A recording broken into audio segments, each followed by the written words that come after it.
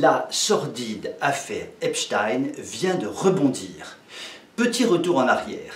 Le milliardaire Epstein était arrêté il y a un certain nombre de mois pour avoir fourni en chair fraîche, en chair très fraîche, des milliardaires pervers appartenant aux élites mondialisées.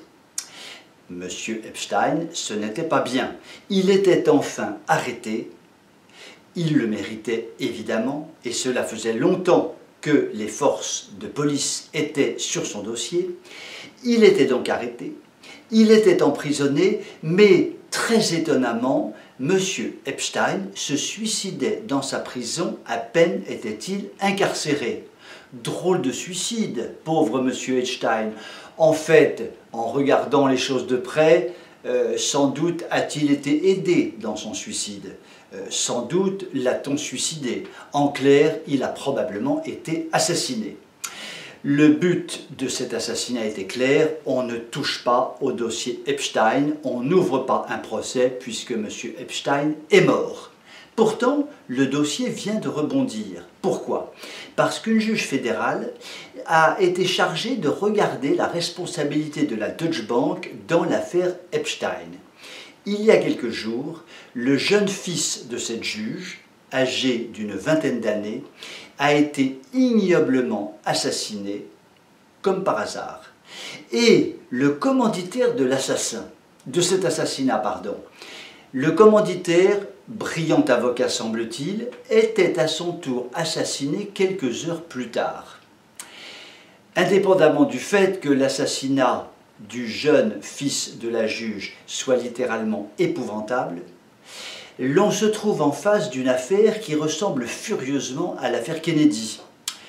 Kennedy est assassiné et l'on assassine son assassin. L'idée étant de dire on ne touche pas à ce dossier.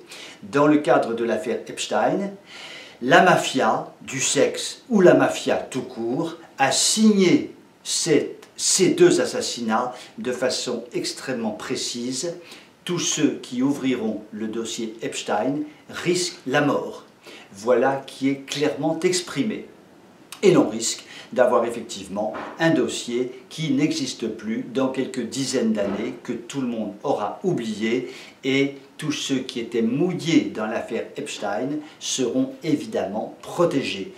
Parmi ceux-ci, je signale qu'il y avait tout de même Bill Clinton, l'homme au cigare fou qui ne servait pas qu'à fumer.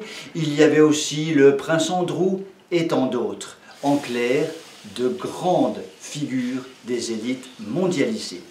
Quoi qu'il en soit, l'affaire Epstein nous montre que cette perversion mondiale des élites, cette perversion qui se répand à vive allure, cette perversion que les élites mondialisées poussent, car finalement leur jouissance personnelle est extrêmement importante, cette perversion n'a aucune limite, consiste effectivement à prostituer de façon abominable des jeunes enfants, consiste à développer toutes les perversions sexuelles possibles, notamment par la pornographie mondiale qui se répand comme un fléau.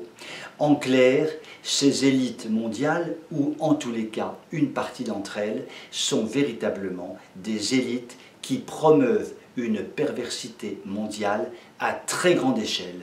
Il nous reste à avoir une pensée émue et profondément attristée pour toutes ces enfances massacrées au profit de la jouissance d'élites mondialisées.